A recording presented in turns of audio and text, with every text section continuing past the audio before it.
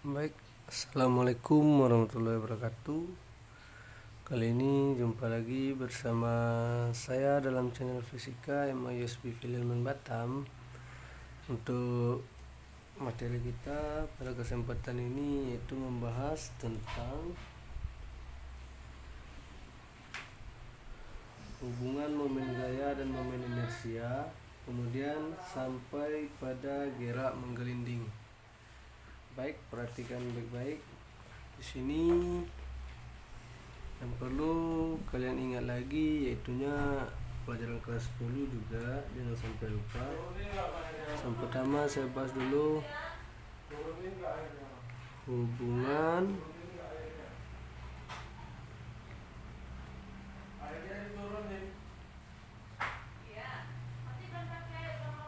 momen gaya dengan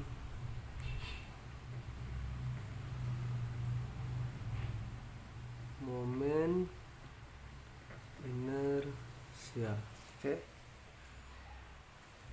Mungkin kelas 10 sudah belajar juga. Kita landasannya yaitu dari hukum 2 Newton. Ini membahas tentang kecenderungan benda bergerak. Dasarnya itu F sama dengan massa dikali percepatan. Maka untuk mencari percepatan itu F per M. Oke.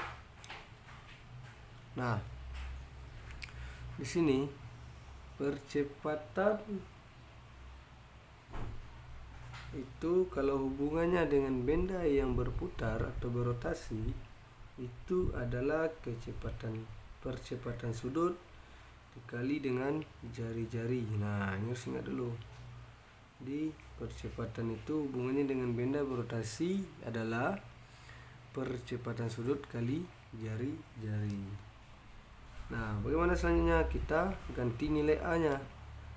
Alfa kali R. Alfa itu apa? Percepatan sudut atau rad per sekon kuadrat.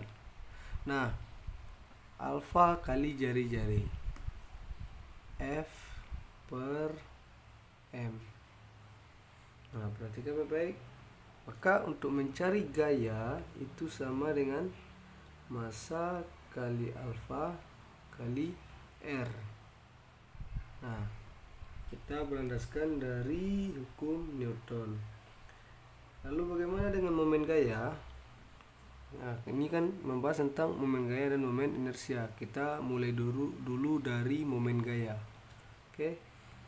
Momen gaya mungkin sebelumnya sudah dipelajari atau torsi. Ya. Tau itu sama dengan F dikali dengan R.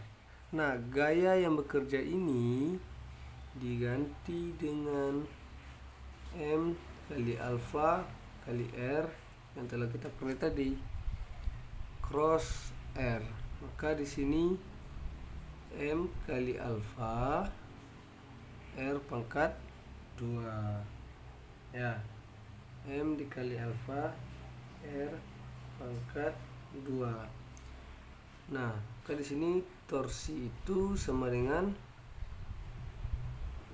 mr kuadrat kali alfa. Nah, mr kuadrat itu adalah persamaan dari momen inersia atau I. Maka hubungan momen gaya dengan momen inersia adalah torsi sama dengan I kali alfa. Nah, jadi mr kuadrat ini adalah persamaan momen inersia partikel. Nah, makanya jadi hubungannya itu momen gaya dengan momen inersia adalah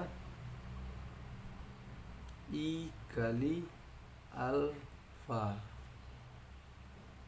dengan momen inersia. Oke. Nah, itu untuk hubungan momen gaya dan momen inersia. Selanjutnya, setiap benda yang bergerak dia pasti punya namanya momentum sudut atau L besar. Nah, momentum sudut itu sama dengan inersia dikali dengan kecepatan sudut. Ya, inersia dikali dengan kecepatan sudut. Jadi omega itu adalah kecepatan sudut atau radian per sekon. Ini semuanya dasarnya dari dinamika partikel kelas 10, kemudian gerak melingkar kelas 10. Kemudian untuk momentum sudut atau L,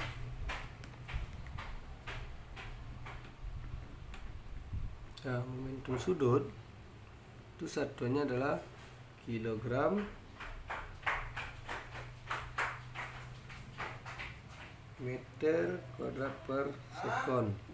Nah, kalau inersia udah tahu kan, inersia itu satunya apa? Kilogram meter kuadrat.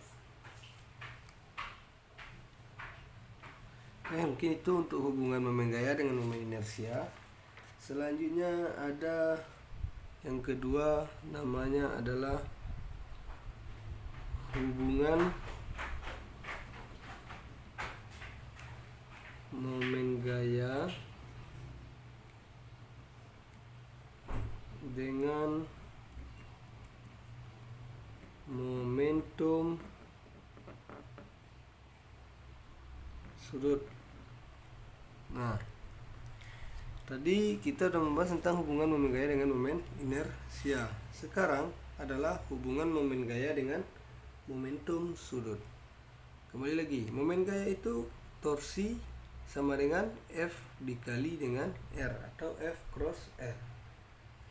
Nah, bagaimana hubungannya dengan momentum sudut? Dia adalah turunan pertama dL terhadap dt. Mungkin udah belajar juga kan kemarin kelas 10 saya jelaskan tentang turunan. Maka di sini d dt.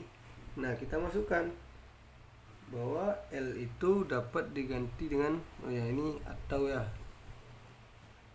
L itu R cross P. P itu adalah momentum linier.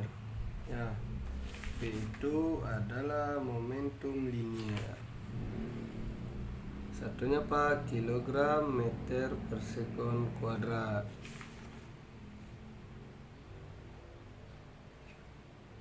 Ya, bukan kuadrat, meter per sekon aja. Ya, ini momentum. Maka di sini d dt itu L itu kita ganti dengan R cross P. Ya, ini untuk hubungan gaya dengan momentum sudut. Kemudian ada lagi hukum kekekalan momentum. Nah, ini yang sering jadi persoalan. Hukum kekekalan momentum. Sebenarnya ini bukan kekekalan, namanya konservasi. Ya, momentum sudut. Nah, hukum kekekalan momentum sama dengan hukum kekekalan energi. Hukum kekekalan energi EM1 sama dengan EM2. Lalu hukum kekekalan momentum dia I atau L1 sama dengan L2. I1 omega 1 sama dengan I2 omega 2. Nah, itu untuk hukum kekekalan momentum. Nanti kita tinggal nambahkan energi kinetik rotasi tambah energi kinetik translasi. Ya, ini untuk hubungannya. Nanti akan saya kasih contoh soal. Kita lanjutkan. Ya, kita lanjutkan. Kemudian ada namanya energi kinetik rotasi. Nah, energi kinetik rotasi ini kalau pada momen benda bergerak translasi, ya, kalau Eka translasi kelas 10 udah belajar kemarin kan, setengah mv kuadrat. Nah, kalau Eka rotasi setengah dari inersia kali kecepatan sudut dikuadratkan. Nah, di mana pelajaran kelas 10 omega itu sama dengan V per R. Ya enggak? Dari mana asalnya? Masih ingat? Kecepatan linier itu ketika benda bergerak melingkar itu adalah kecepatan sudut dikali dengan jari. Makanya di sini. Nah, jadi itu untuk Eka rotasi dan Eka translasi. Untuk satunya mungkin nggak perlu saya jelaskan, di buku juga ada. Energi itu satunya adalah Joule. Terakhir, ya, sampai gerak menggelinding. Nanti baru kita masuk ke contoh soal. Energi kinetik rotasi sudah. Selanjutnya masuk lagi ke usaha pada gerak rotasi.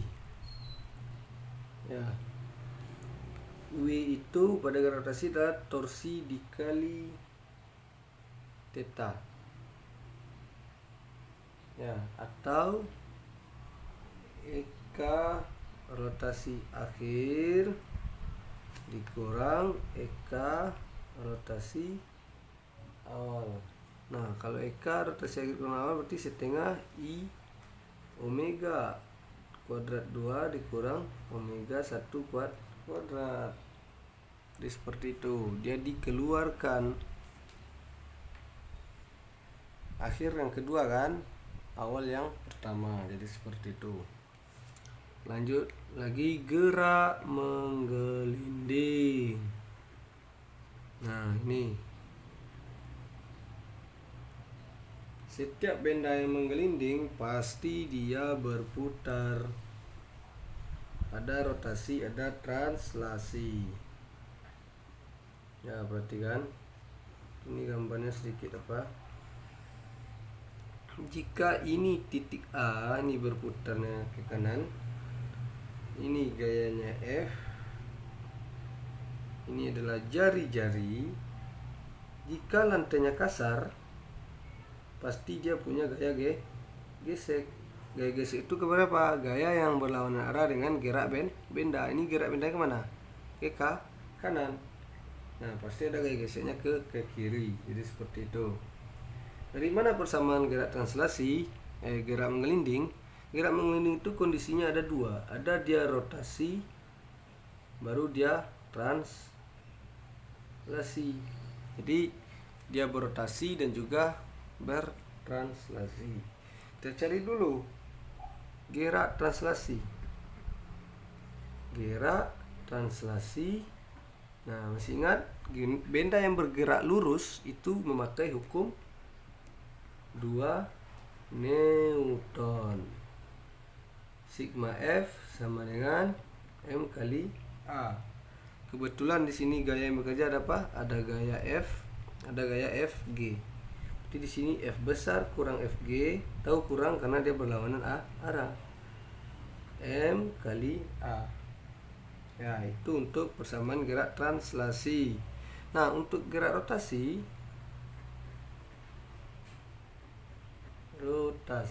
itu kita pakai torsi. Ya, momen gayanya lagi I kali alfa. Nah, ini adalah F cross R. I itu alfa itu kan tadi kan A itu alfa kali R, maka alfa itu A per R. Maka di sini A per R. Ya, ini F, berarti di sini I sama dengan A per R kuadrat.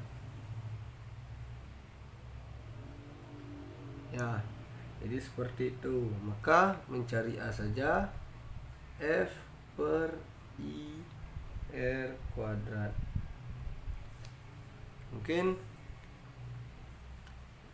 bisa dipahami dari apa yang saya sampaikan. Nah, kalau mau apakan bisa juga. A ini berarti F sama dengan I nya adalah M. Ya, ini linding ini dia pada bola ya. Ya sudah, daripada bingung sampai sini aja lah.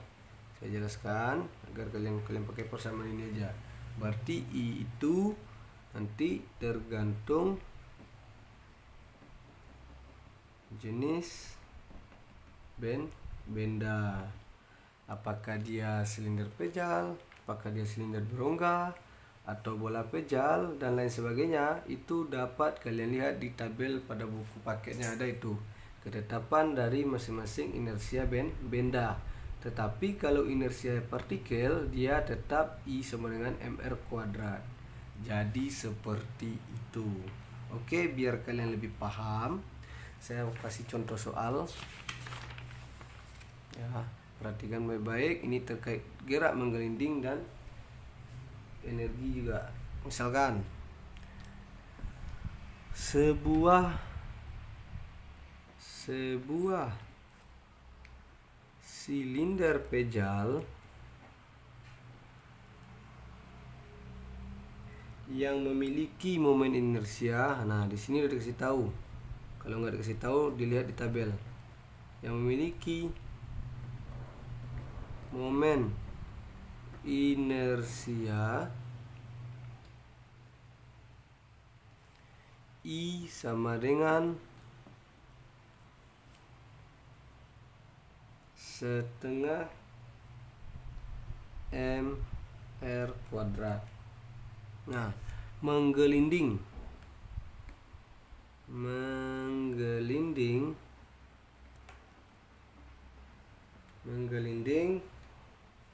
dalam suatu bidang datar.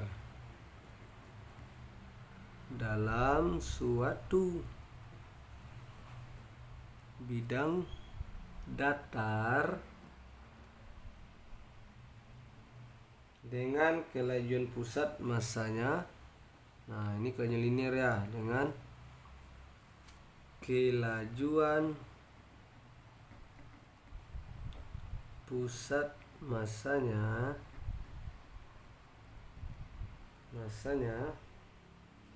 5 meter per sekon kuadrat.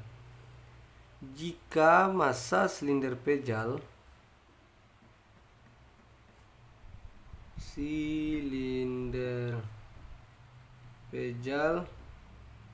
adalah 2 kg. Nah, yang ditanya di sini, tentukan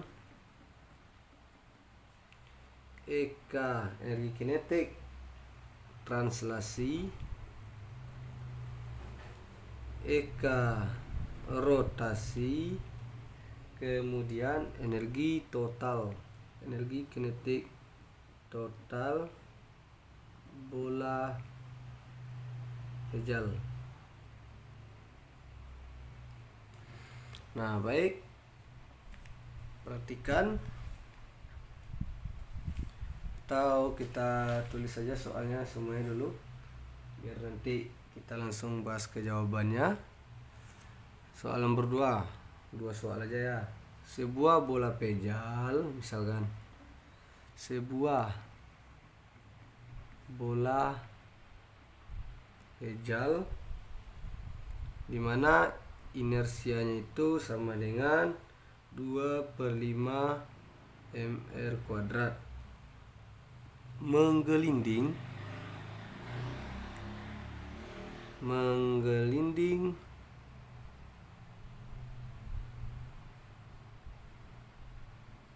dari suatu ketinggian H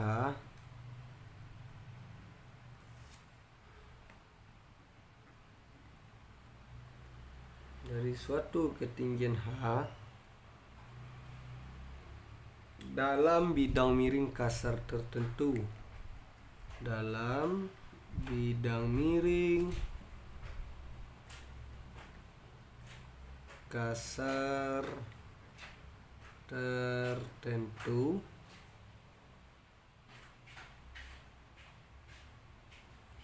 nah pertanyaannya, tentukan kecepatan bola pejal pada dasar bidang miring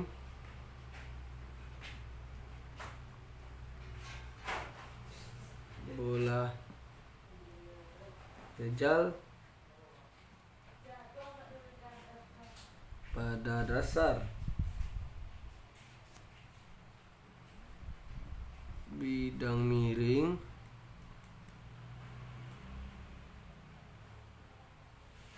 dan tentukan pula percepatan sistem.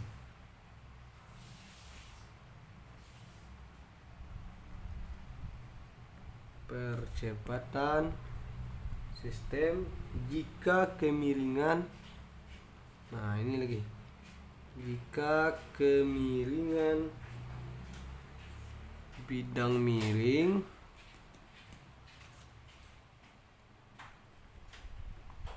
sama dengan theta, bukan sin ya, theta. Nah, di sini ada dua buah contoh soal, mungkin bisa kita perhatikan baik-baik. Saya akan coba membahasnya berdasarkan teori yang telah saya sampaikan tadi. Yang pertama, sebuah silinder pejal yang memiliki momen inersia I sama dengan setengah mr kuadrat menggelinding dalam suatu bidang datar dengan kelajuan pusat massanya adalah 5 meter per sekon kuadrat. Jika massa silinder pejal adalah 2 kg, tentukan eka translasi, rotasi, dan eka total benda bola pejal. Baik, kita coba jawab yang nomor 1. Perhatikan. Pertama yang ditanya adalah berapakah eka translasi. Eka translasi mungkin ini sudah sering kita pelajari di kelas 10, yaitu berapa? Setengah mv kuadrat. Jadi tinggal masukkan setengah, masanya berapa? Ya, lupa saya bikin diketahui di sini. Masanya 2 kg, kemudian V kelajuan pusat massanya adalah 5. Ini kelajuan bukan kuadrat, meter per sekon. Nah, di sini berapa? Masanya 2. Ini 5 dikuadratkan. Ini habis, berarti eka translasinya adalah 25 Joule. Itu baru eka translasi. Gampang kan? Nah, eka rotasi dia adalah setengah dari I omega kuadrat. Ya. Berarti ini setengah, I-nya berapa? Inersia bola pejal. Silinder pejal. Setengah mr kuadrat. Berarti I-nya kita ganti dengan setengah mr kuadrat. Omeganya kita pakai, omega itu sama dengan apa? V per R. Ya kan? Berarti kalau omeganya kuadrat di sini V per R dikuadratkan. Maka ini jadinya berapa? 1/4 M R kuadrat V kuadrat per R kuadrat. Ini habis kan? Tinggal jadinya berapa? 1/4 dari M V kuadrat. Berapa? 1/4, masanya 2. Ini 5 dikuadratkan, ya kan? Berarti ini habis, tinggal 2. Jadinya berapa? 25/2 adalah 12,5 Joule. Nah, ini untuk eka rotasi.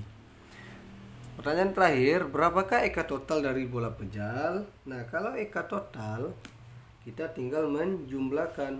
Kenapa kita jumlahkan? Karena dia dalam benda menggelinding itu tadi sudah saya jelaskan konsepnya itu. Pertama dia bertranslasi, baru dia berotasi.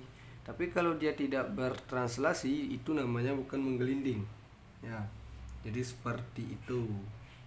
Oke, kita coba untuk EK total.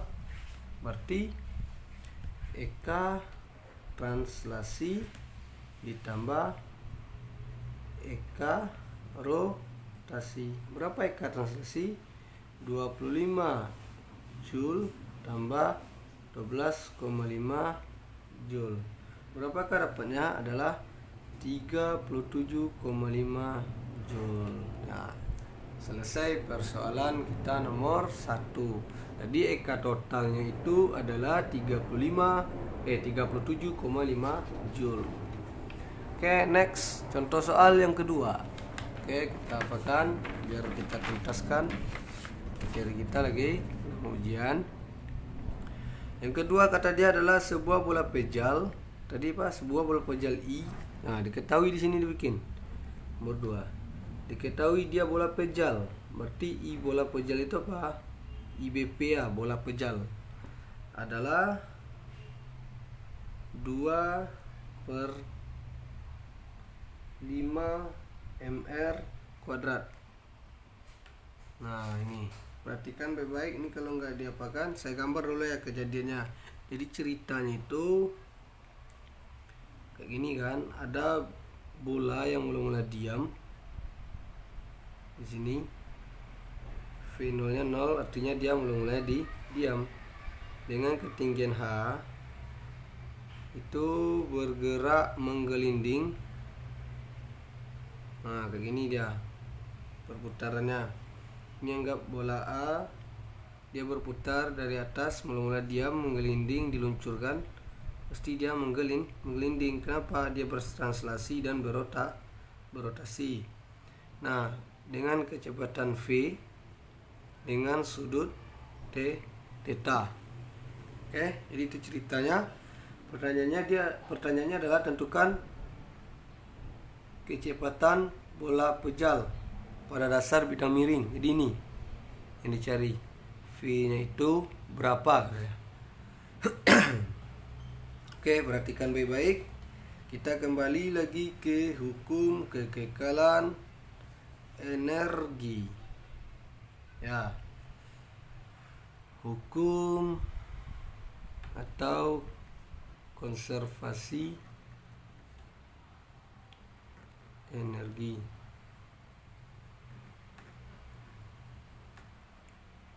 Ya.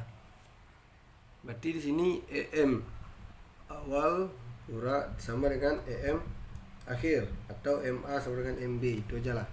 Karena posisi mula-mulanya dianggap di titik A, sisi akhirnya di titik B. Ya, titik B, sorry. Itu aja biar gampang simbol. Oke.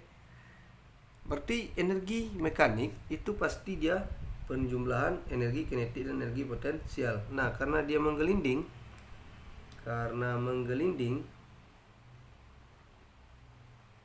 berarti energi kinetiknya ada dua. Ada energi kinetik translasi tambah energi kinetik rotasi tambah energi potensial. Nah, ya, kenapa di sini EK-nya 2? Karena dia menggelinding. Kemudian ada EK translasi B tambah EK rotasi B tambah EP B. Nah, kalian harus ingat, di mula-mula dia bendanya diam. Mula-mula benda diam. Kalau diam berarti V0-nya 0. Kalau V0-nya 0 berarti EK rotasi posisi di titik A, EK translasi di A sama dengan 0. Kemudian EK rotasi di A juga 0. Kenapa? Karena V0-nya adalah 0. Dia masih diam, belum ada energi kinetiknya. Nah, jadi seperti itu. Kemudian itu untuk di titik A. Coba, berarti kalau di titik A dia eka rotasi dan translasinya 0 karena dia diam. Di titik B, itu ketinggiannya yang 0. Kenapa? Karena benda sudah berhenti. Benda bukan berhenti, benda tidak punya ketinggian lagi. Tidak ada ketinggian. Nah, ini kan udah datar ya kan, di bidang datar. Makanya HB-nya adalah 0. Oke, kalau ini 0, ini 0. Kemudian ini juga 0. Kenapa? Karena EP itu kan MGH, ada unsur H. Sementara di titik B, H itu sudah 0. Makanya di sini EP-nya 0. Tinggal apa jadinya? EPA sama dengan EK trans B tambah EK rot B. Nah, kayak gitu. Itu yang tinggal lagi kan, gampang. EPA adalah MGH. EK translasi B itu setengah MVB kuadrat. Ya kan? MVB kuadrat. EK rotasi B itu setengah I omega kuadrat. Kita masukkan MGH itu setengah MVB kuadrat tambah setengah I-nya tadi mana?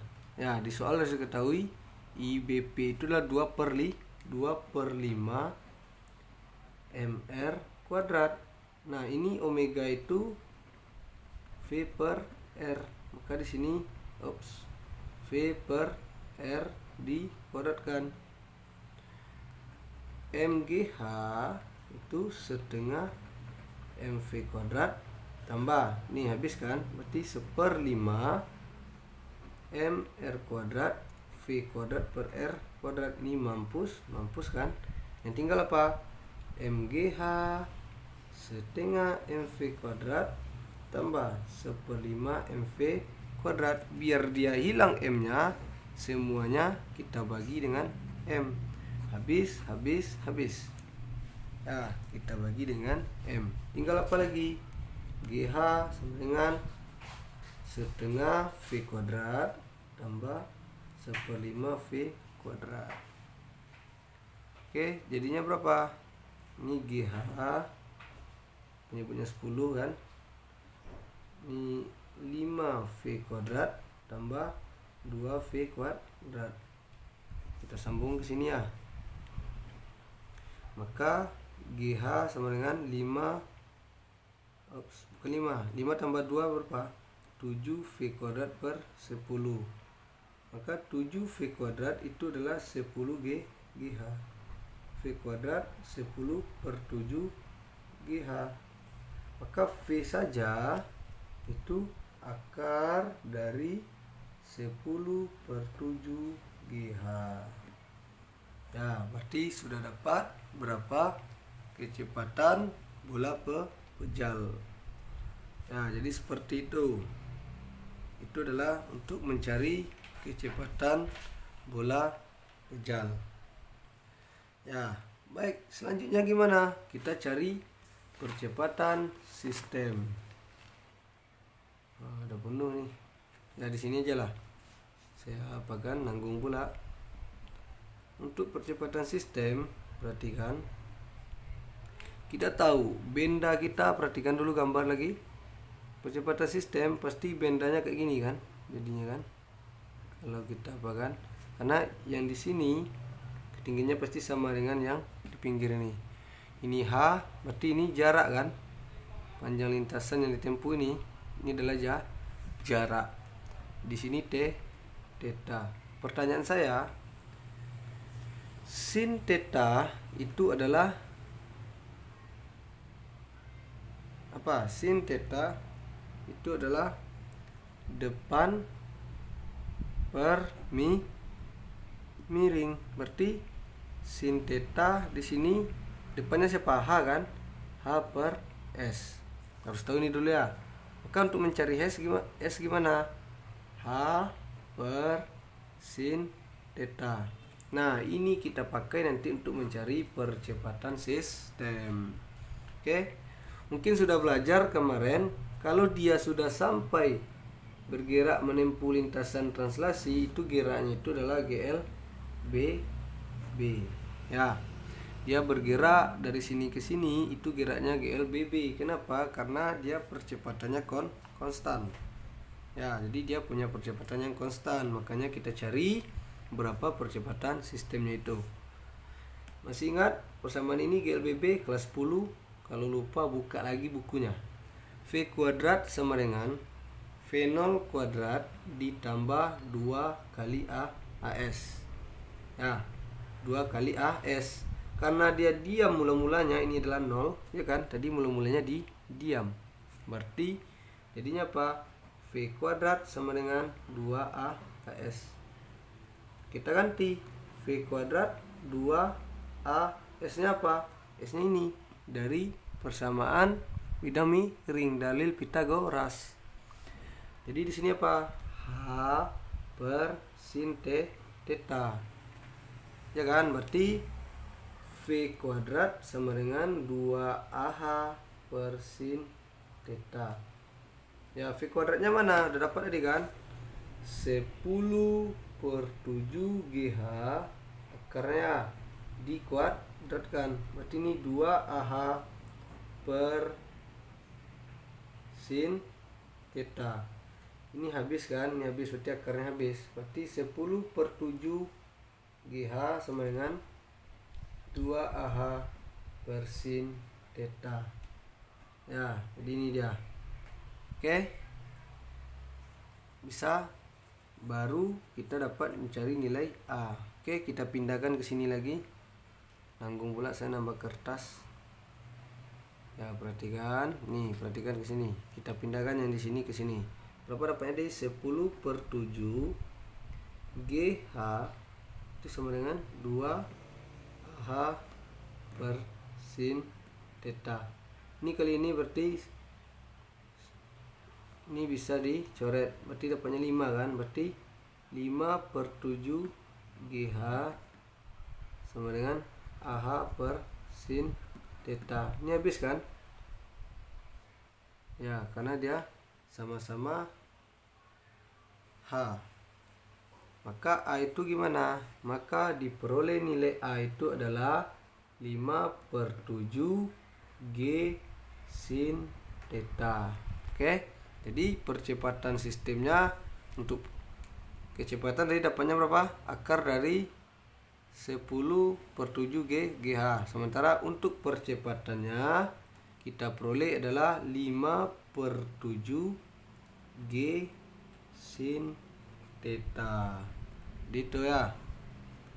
Saya rasa bisa dipahami semuanya karena di sini cukup jelas saya sampaikan. Mudah-mudahan apa yang saya jelaskan ini bermanfaat. Mohon maaf jika ada kekurangan, dan sekali lagi mohon dukungan channel saya. Jangan lupa tekan tombol subscribe, like, and share agar kalian tidak ketinggalan lagi video saya selanjutnya, biar masuk ke pemberitahuan handphonenya, dan juga bantu juga mensukseskan channel saya di luar sekolah. Baik, sekian dari saya Pak Edo pamit undur diri. Mohon maaf jika ada kekurangan. Assalamualaikum warahmatullahi wabarakatuh.